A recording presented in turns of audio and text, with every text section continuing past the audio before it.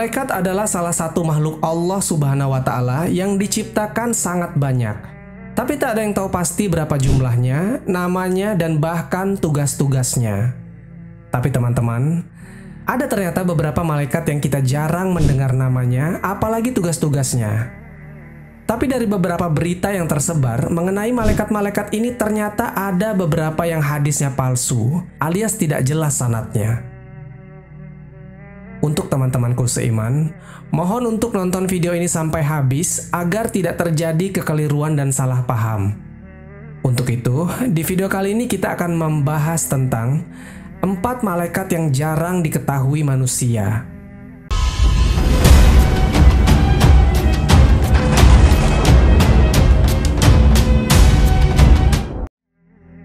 Assalamualaikum warahmatullahi wabarakatuh. Sobat Jazirah Ilmu yang dimuliakan Allah, semoga kita selalu dalam keadaan sehat walafiat. Amin ya Rabbal Alamin.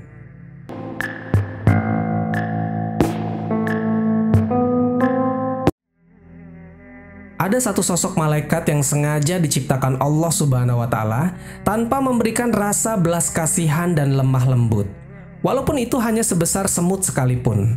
Dia adalah malaikat Zabaniyah. Istilah malaikat Zabaniyah di dalam beberapa kitab kuning pasti akan dikaitkan dengan istilah malakun nar, yaitu malaikat yang dikhususkan bertugas di dalam neraka. Malaikat Zabaniyah berjumlah 19 malaikat, sebagaimana jumlah huruf pada basmalah. Dan mereka dipimpin oleh malaikat penjaga pintu neraka, yaitu malaikat Malik. Dalam riwayat dari Mansyur bin Amr yang diambil dari kitab Daqaiqul Akhbar dijelaskan bahwasanya malaikat Zabaniyah memiliki anak buah yang jumlahnya sama dengan para penghuni neraka. Dia merantai dan membelenggu para penghuni neraka yang dia inginkan. Ketika dia melirik ke api neraka, maka nyala api neraka pun akan semakin membesar karena takut pada malaikat ini. Artinya, 19 malaikat Zabaniyah ini dipimpin oleh malaikat Malik. Dan 19 malaikat Zabaniyah ini punya anak buah yang jumlahnya sama banyak dengan orang-orang penghuni neraka. Ada sebuah hadis yang berkaitan dengan malaikat Zabaniyah. Rasulullah Shallallahu Alaihi Wasallam bersabda, "Siapa yang ingin supaya Allah Subhanahu wa Ta'ala selamatkan dia dari penanganan malaikat Zabaniyah yang berjumlah 19 malaikat, maka hendaknya membaca Bismillahirrohmanirrohim. Niscaya Allah buatkan untuknya dari setiap satu huruf itu sebagai pendinding dari malaikat itu." Hadis riwayat Ibnu Mas'ud. Malaikat Zabaniyah dapat mengeruk para penghuni neraka dengan tangan dan kakinya. Satu tangan dapat menggenggam 1000 penghuni neraka. Satu tangan lainnya juga sama. Bahkan kedua kakinya bisa melakukan hal yang sama, sebagaimana yang dilakukan kedua tangannya itu. Artinya, malaikat Zabaniyah mampu melempar 4000 penghuni neraka dalam satu kali lemparan. Di dalam kitab Daqaiqul Akhbar dijelaskan, wujud dari malaikat Zabaniyah ini: 1. Memiliki mata yang sangat tajam seperti kilat yang menyambar. 2. Gigi-giginya seputih tanduk sapi. 3. Mulut-mulutnya menjulur sampai ke bawah telapak kaki. 4. Dari dalam mulutnya keluarlah nyala api yang membakar. 5. Jarak antara dua belikatnya seperti perjalanan kaki selama 1 tahun. 6. Dan Allah Subhanahu wa Ta'ala menciptakan malaikat Zabaniyah ini tanpa dibekali dengan rasa belas kasih, meskipun itu sebesar zarroh atau unsur paling kecil di dunia. Di dalam kitab Syekh Sa'ad Yusuf Mahmud Abu Aziz dijelaskan, orang-orang durhaka yang ada di neraka akan didatangi oleh malaikat Zabaniyah dan berkata, "Mana Fulan bin Fulan yang suka mengandai-andaikan dirinya di dunia dengan angan-angan panjang, lagi menyia-nyiakan umurnya dalam pekerjaan yang buruk." Hai orang-orang yang beriman, peliharalah dirimu dan keluargamu dari api neraka yang bahan bakarnya adalah manusia dan batu. Penjaganya malaikat-malaikat yang kasar, keras, dan tidak mendurhakai Allah terhadap apa yang diperintahkannya. kepada mereka dan selalu mengajarkan apa yang diperintahkan. Al-Quran Surat At-Tahrim ayat ke-6.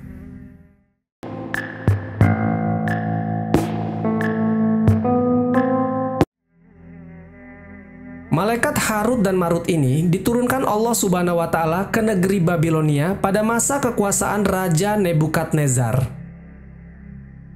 Perlu diketahui teman-teman, Babilonia ini merupakan sebuah kota kuno yang dibangun sekitar sebelum abad ke-23 sebelum Masehi. Dan dengan apa yang diturunkan kepada dua malaikat di negeri Babil, yaitu Harut dan Marut. Al-Quran Surat Al-Baqarah ayat ke-102.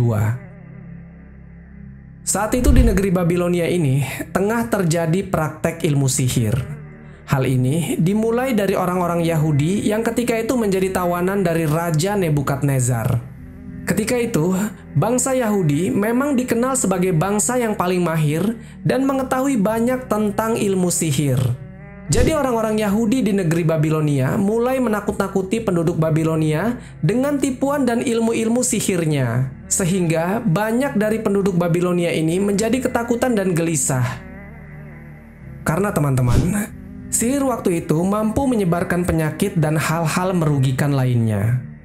Kemudian Allah Subhanahu wa Ta'ala mengutus dua malaikat Harut dan Marut di sana untuk menghilangkan ketakutan dan kekhawatiran akibat yang dibuat oleh sihir itu. Di dalam riwayat dikisahkan, malaikat Harut dan Marut itu diutus untuk mengajarkan sihir kepada warga Babilonia. Namun bukan untuk melakukan kejahatan, seperti apa yang orang-orang Yahudi lakukan dengan sihirnya. Malaikat Harut dan Marut ini teman-teman, hanya mengajarkan sihir kepada warga Babilonia semata-mata hanya untuk memberikan pengetahuan tentang hakikat sihir tersebut. Allah Subhanahu wa Ta'ala berfirman, mereka berdua, Harut dan Marut, tidaklah mengajarkan sihir kepada seseorang kecuali berkata, sesungguhnya kami hanyalah cobaan bagimu, sebab itu janganlah kafir.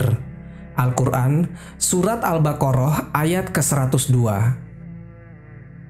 Dalam tafsir Al-Muyassar yang menjelaskan tentang ayat itu, Harut dan Marut ini mengajarkan ilmu sihir sambil memberikan edukasi agar orang-orang Babilonia tak perlu takut, karena hakikatnya sihir itu tak bisa mencelakai mereka jika mereka berlindung diri kepada Allah Subhanahu wa Ta'ala. Kemudian, supaya warga Babilonia tahu bahwasanya kaum Yahudi yang mempraktekkan ilmu sihir, mereka tidak akan sama sekali mendapatkan kebaikan di akhirat kelak. Sementara itu teman-teman, mungkin dari kalian banyak yang melihat konten-konten di YouTube yang membahas tentang Harut dan Marut ini. Kalau kisah keduanya dihukum Allah Subhanahu wa Ta'ala dengan cara digantung karena mereka telah melakukan zina, mabuk, dan membunuh. Sebenarnya kisah itu berasal dari kisah Israiliyat, kisah yang dibawa oleh orang-orang Yahudi yang masuk Islam. Sanadnya tak jelas dan lebih kepada menyesatkan. Imam Ibnu Katsir mengatakan, rincian kisah Harut dan Marut itu berasal dari Israiliyat, karena tak ada hadis yang sahih sanadnya kepada Nabi SAW yang tidak bicara dengan hawa nafsu. Ditambah lagi As-Sa'adi mengatakan, semua kisah Harut dan Marut, selain yang ada dalam zahir ayat ini, semua berasal dari cerita Israiliyat yang semua kisah itu dibantah secara umum oleh dalil-dalil tentang mashumnya malaikat yang harusnya terjaga dari dosa. Artinya, kisah Israiliyat itu bukan berarti semuanya salah. Tapi kita sebagai umat Islam cukup mengambil ibrohnya saja dari kisah-kisah yang beredar itu.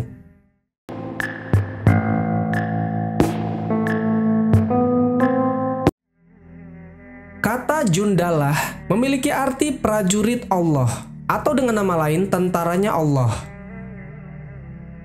Malaikat Jundalah adalah malaikat perang yang membantu Nabi SAW dan pasukannya dalam beberapa peperangan. Ketika Nabi SAW sedang melihat-lihat suasana alam langit pertama atau Ar-Rafi'ah, baginda Nabi melihat sosok malaikat yang memiliki ukuran sangat besar. Malaikat itu terlihat sedang menunggangi kuda yang berasal dari cahaya dan mengenakan pakaian yang berasal dari cahaya juga. Malaikat yang besar itu dikelilingi oleh 70.000 malaikat berbusanakan berbagai pakaian dan perhiasan. Masing-masing dari mereka memegang tombak yang terbuat dari cahaya. Kemudian Allah menurunkan ketenangan kepada Rasul-Nya dan kepada orang-orang yang beriman. Dan Allah menurunkan bala tentara yang kamu tiada melihatnya. Dan Allah menimpahkan bencana kepada orang-orang kafir. Dan demikianlah pembalasan kepada orang-orang yang kafir. Al-Quran, Surat At-Taubah ayat ke-26. Tapi teman-teman, ada sedikit kabar yang tidak mengenakan tentang nama malaikat Jundalah ini. Beberapa waktu lalu, ketika terjadi COVID-19 di Indonesia, banyak dari konten kreator atau dari berita-berita media lainnya yang mengemukakan bahwasanya COVID-19 itu merupakan tentara Allah atau Jundalah. Pasti banyak dari teman-teman yang pernah mendengar atau membacanya. Sejumlah berita simpang siur yang menyatakan segala hal yang terkait tentang COVID adalah Jundalah atau tentaranya Allah. Sebenarnya hal itu ditentang oleh banyak ulama. Para malaikat atau tentara Allah yang sesungguhnya yang dimaksud di dalam Al-Quran itu adalah para malaikat yang membantu perjuangan Nabi SAW melawan kebatilan orang-orang kafir. Hal yang beredar saat itu tentang COVID-19 tentaranya Allah sebenarnya tak sejalan dengan apa yang diutarakan oleh ahli tafsir. Karena virus COVID-19 menghantam siapa saja tanpa pandang bulu, termasuk orang-orang baik dan tak berdosa. Bagaimana bisa itu disebut dengan tentara Allah? Tapi pendapat ulama yang menentang anggapan itu kian tenggelam beritanya, karena terlalu banyak konten kreator dan platform media massa yang sangat gencar menaikkan konten berita itu. Semata-mata mereka hanya ingin menaikkan jumlah penonton dan pengikutnya di media sosial.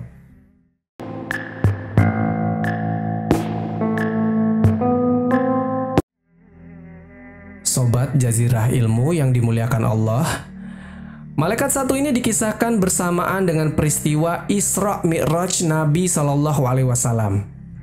Dikisahkan ketika Nabi SAW sedang dalam perjalanan Isra Mi'raj, beliau melihat satu malaikat yang memiliki 1000 tangan dan di setiap tangannya ada 1000 jari. Kemudian Rasulullah SAW bertanya kepada malaikat Jibril perihal siapakah gerangan malaikat yang punya 1000 tangan ini. Malaikat Jibril berkata, sesungguhnya dia adalah malaikat yang diberi tugas untuk menghitung tetesan air hujan yang turun dari langit ke bumi.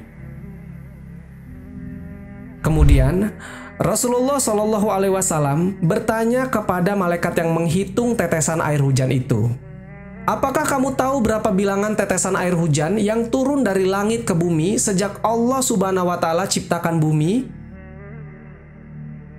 Malaikat itu pun berkata, wahai Rasulullah, demi zat yang telah mengutusmu dengan membawa kebenaran, sesungguhnya aku mengetahui secara rinci berapa jumlah tetesan hujan yang jatuh di lautan, di daratan, di bangunan, di daratan yang bergaram, dan di perkebunan.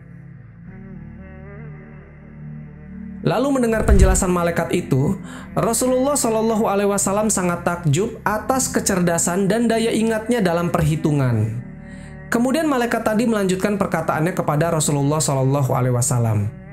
Wahai Rasulullah, walaupun aku memiliki 1000 tangan dan 1 juta jari, serta diberikan kepandaian dan keulungan untuk menghitung tetesan air hujan yang turun dari langit ke bumi, tapi aku tidak mampu menghitung satu perkara. Rasulullah SAW yang penasaran pun bertanya, perkara apakah itu?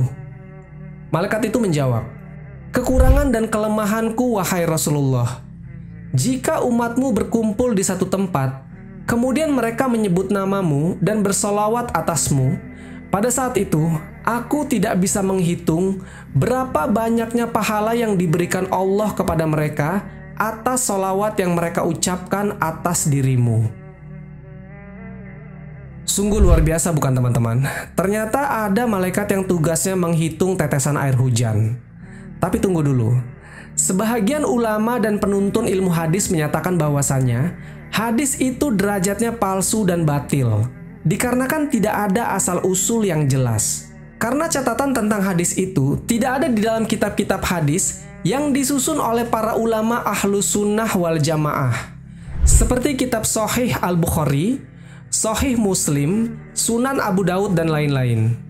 Bahkan teman-teman, di dalam rangkuman kitab-kitab hadis doif dan palsu, karya para ulama sunnah, hadis yang menceritakan tentang malaikat itu tidak ditemukan.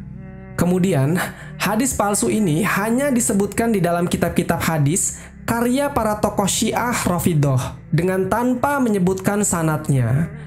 Pendapat kalau hadis ini palsu semakin diperkuat dari firman Allah Subhanahu wa taala, "Dan jika kalian menghitung nikmat Allah, niscaya kalian tidak akan mampu untuk menghitungnya."